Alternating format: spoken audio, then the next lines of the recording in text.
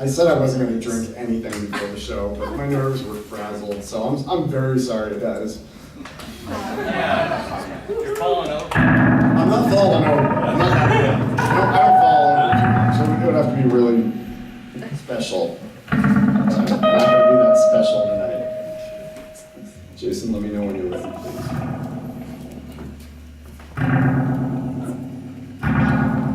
I've never done a show with this many musicians, so it's awesome. They're all great. I love them all. And it's kind of, the thing that I was worried about most was transitioning, but it seems like it's going very smoothly, actually. So, for the most part, you're doing good.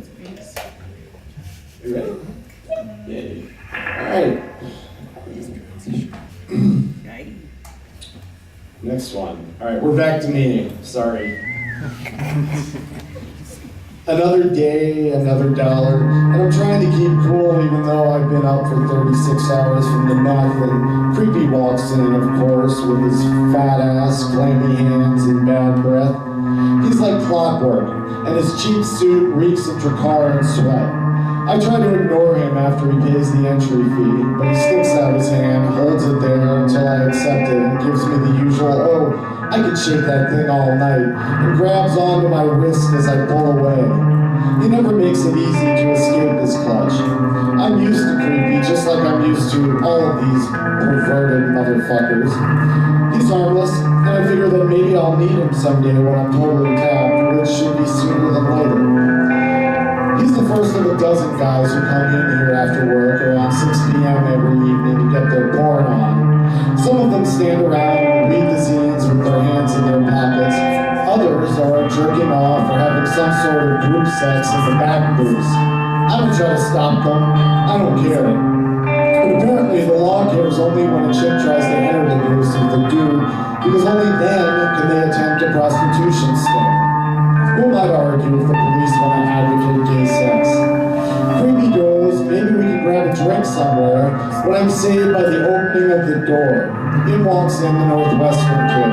Can't be more than 21, 6'4", fit, the scrawny bald guy who sucks off every joint in the joint before going home to his wife's home-cooked meals. I can't see what goes on in the booths themselves, although I'd be surprised if the company I work for hasn't rigged cameras inside for its own twisted reasons. But there is a camera that shows the scope of the hall, and I'm expected to watch it when I'm not ringing up rubber goods and movie rentals. Northwestern asked me for $10 in tokens.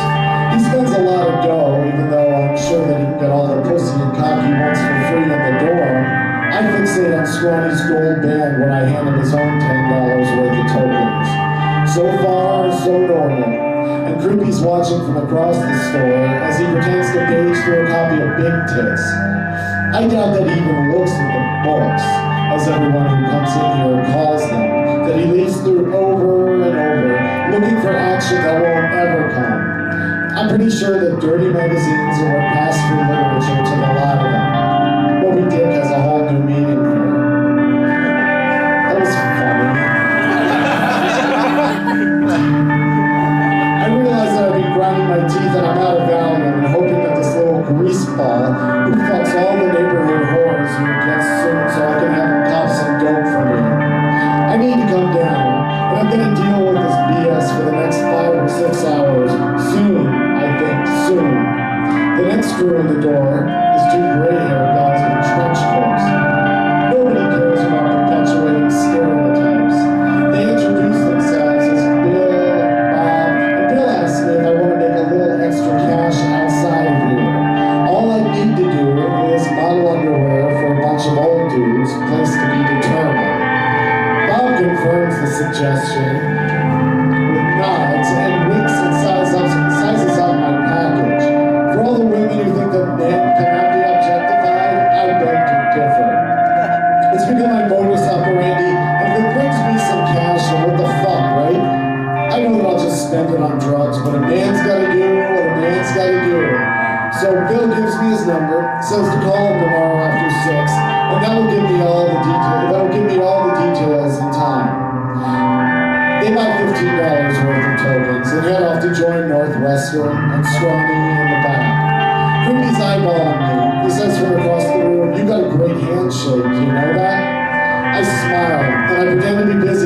happen when Rubber Guy comes in.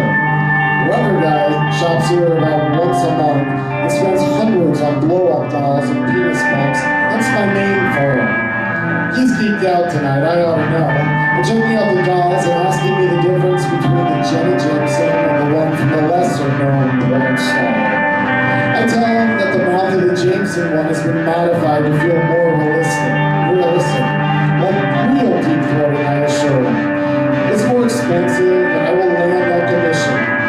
The weird thing is that I think that Rubber Guy bought the Jameson doll a few months back. He goes on to ask, as he always does, "Hey buddy, can you throw me some free lube? I'm spending nearly $300 on this, the least you can do, right? And don't give me none of that lube with the numbing shit. I got a big dick and it's always hard, always. This lady's gonna take a pounding." I think anything is possible with a boner prescription, and this might explain what happened in the previous guy. I comply and throw him 2 bottles, one motorless, one silicone, just in case it makes his little lady more pliable. He thanks me, but at least he doesn't shake my hand like Creepy over there, who's watching the proceedings with drool on his chin. Rubber Guy takes his rubber lady and his big black bag, and 2 more people on him. One is Buio.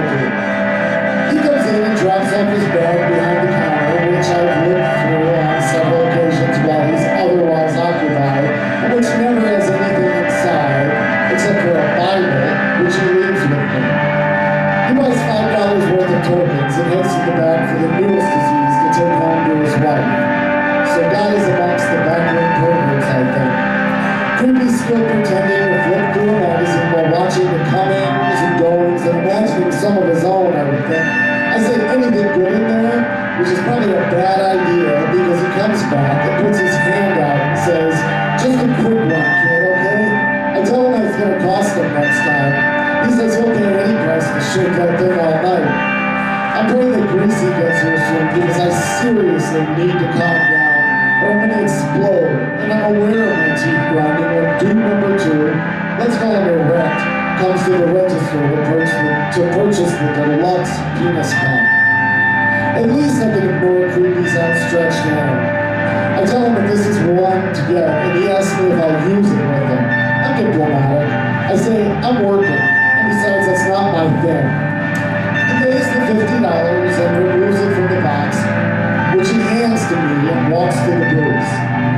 Traffic stops for a moment, and I watch the camera. Northwestern goes into a booth with Bill. Bob takes Scrawny. I can hear Bill's screams through the monitor. I see Bible entering the same booth as Bill and Scrawny, and I don't know whether to ignore this scene or tell them that they need to buy more tokens if they're going to do that. Northwestern leaves the booth shortly after Bible enters and waits in the hall propped up against the wall. Northwestern's the best thing going in that action. I still don't get why he doesn't raise his standards and go somewhere else. Maybe I do. Anonymity, even when it makes you the ringleader of the freak sex show, is easier than real intimacy. The phone rings while I'm watching. My girlfriend, and she's stripping at a club tonight and won't be home until a few hours after me. That's fine. I'll need some downtime from everyone and everything by then. And the last thing I want to do is think about how I'm going to fuck her brains out the minute that I get home. Grandpa walks in, and I tell Jane that I gotta go. Grandpa says, "Give me 2 condoms, and I'll give you some rock, baby." I tell her I'm not interested. I almost ask her if she can score me some dope and think better of it, because I know I'll just get beat. She counter-offers me head. I get good head, and she wags her tongue. I tell her she's got to use cash like everybody else. She says I'm mean and that I'm going to pay for my meanness. Better watch my ass when I leave tonight. I tell her I pay every fucking second that I spend here, baby, and she curses me and leaves. Which is about the time that I hear screams from the back. High-pitched yelling. "You asshole fuck, look what you did to me. Told you I couldn't do that." I watch Northwestern exit the booth, but the other guy keeps cursing him. Northwestern leaves the store, shaking his head. Almost simultaneously, Scrawny comes running from the booth to the front of the store and into the only bathroom with his pants around his ankles and blood coursing down his legs. I'm like,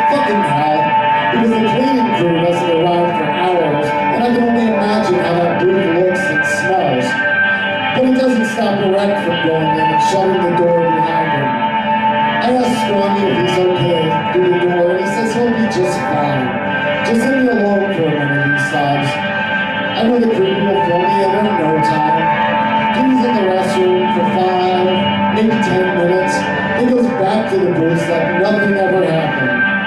Creepy comes to the counter and tells me that Northwestern is packing over 10 inches and thick like a Coke can, and then he tried to fuck Scrawny without any prep work. The price that I gave for this information is another handshake, and I realize that my hands are everybody's clammiest creepies from the scheme. God, I want to come down, especially with all the added bloody drama, but it's not in the cards until midnight, I guess.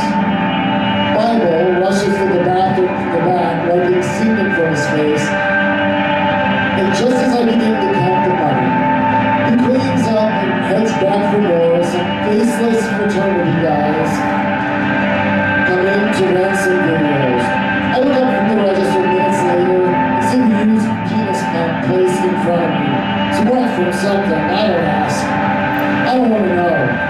The rent says, that's okay, but I think I'm done with it. You should give it a whirl. I explain I have no interest, but I appreciate the thought.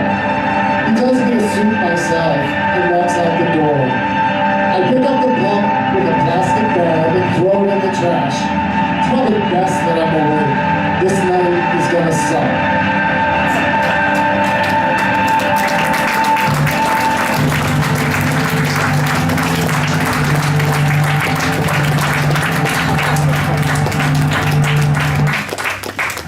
Sometimes it's better to do things as they are. Alright, so they're back on the ground. We have 2 more months.